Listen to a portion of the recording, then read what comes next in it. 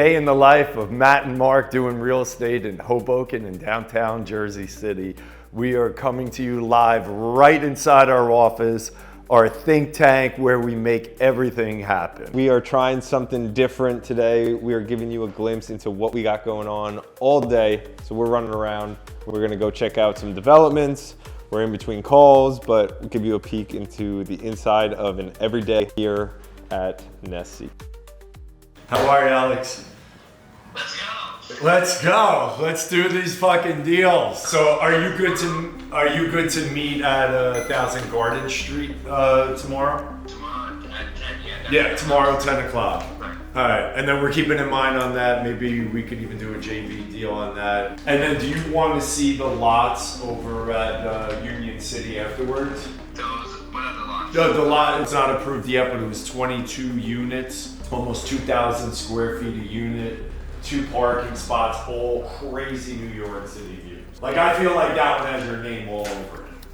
That's one of the lady owns. Yes. Yeah, that's one that she also wanted.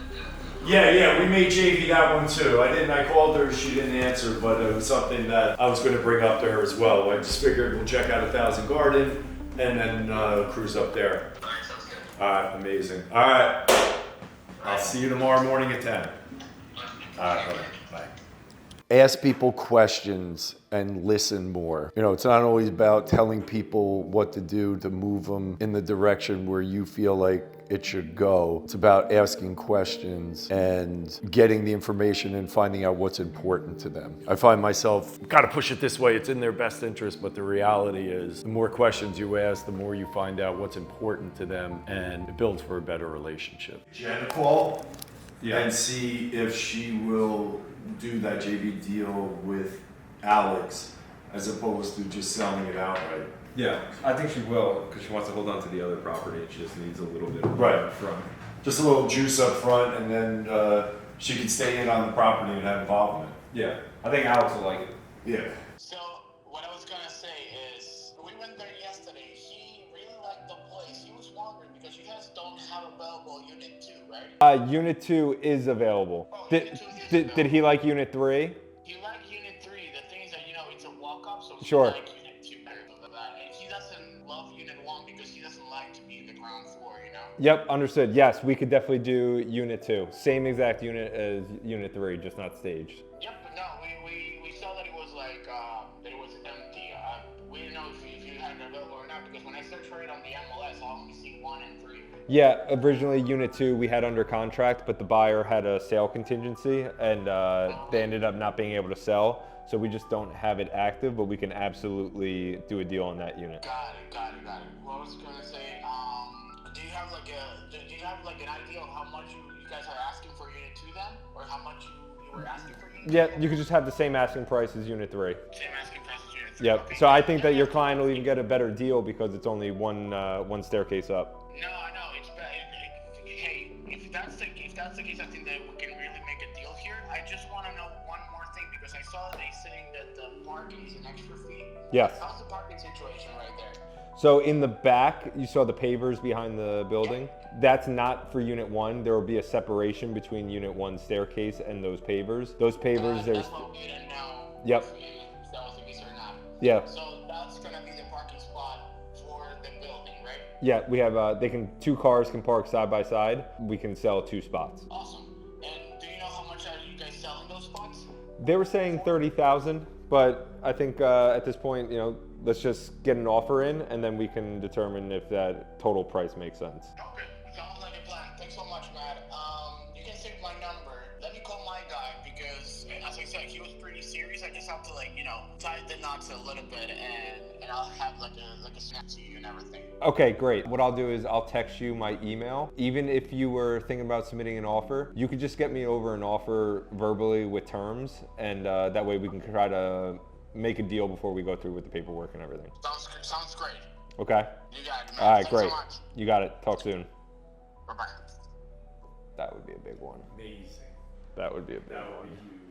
I was thinking something to do, but I was talking to a woman This week that she might want to get in on either tomorrow or Saturday. I'm gonna send her. I'm gonna definitely set that. I'm gonna send. Yeah, I'm gonna send her that photo now. I think we got to call them out, find out, say, hey, you know, we did everything from your plans, everything you asked. Yeah. Redid layouts. I just reached out to that the Paul's Hook kid too, sent him that photo and said, you know, if that's not the price you want to pay, give me something. Let me see Yeah, what make an offer. see what we can do. But if not, he should definitely list it with us. I mean, that's Yes. so. We're gonna call Diana, confirm her appointment today for 1 Jones Park, and we're gonna close this. We're going for unit 2B, 2-bedroom with incredible outdoor space. He really liked it. The wife wasn't there. I normally don't like showing properties unless both parties are there at the same time, because he gets an idea and he explains it in one way. Now she has a vision in her head of what it's supposed to look like because of the explanation that she got, and then she shows up and it could be better or it could be worse. She could show up and say, wow, you didn't explain it well. It looks even better. Or she said, you made it sound a lot bigger and more spacious with a better floor plan. So normally when I work with couples on the buy side, I always make sure that they are there together. High importance. We just got a price reduction on one of our homes. It's a 12-unit building at 391 First Street. We have 11 out of the 12 sold. We're doing a price adjustment, which should really bring a whole crop of new buyers in and get this building sold out. It feels so good to take a building like that, put your seal on there, say sold out, all of them are gone, move on to the next. So let's call our trusty admin. Hello. So we at 391 First Street, home 2D. Can we please make that a new listing? We're gonna put it for a list price of $949. Everything else is gonna remain the same on there. It has parking spot, all the details, square footage, everything's the same. But new list price is $949. And if we can make it appear as a new listing on the market as well. On it. All right, you're the best. All right, let's see what it does. Hopefully in a couple days when we film, I will let you know if that one's sold. We're one of our homes at 35 Orchard Street. I think we mentioned in the past it was 35 condos. It was a property that I personally owned in the past and then got plans on it, sold it to a developer. When I sold it, I also put in the contract that he has to use Matt and I as realtors to sell it. So it worked out really well. It's a listing I found on the MLS and went up there, met with the owner. She wanted to go to Florida. She had this, it was like almost 3 lots, but it was oddly configured. And we put a deal together. I was running it like an Airbnb for almost 5 years while we were doing the plans. My business partner at the time moved out of the area, so we decided to sell it. Did well on the sale, and now representing the units, we got 50% sold out and a couple more to go. So let's get this offer in and see where it goes. We're headed down to 1 Jones Park, and I have a great story how I put that deal together. I had this beautiful, huge dog, and his name was Big Frankie. Big guy. We used to take long walks together, and I ran into the owner of, back then was the AmCare Center. You know, he approached me, he said, Mark, you do real estate in the area, right? And I said, yep.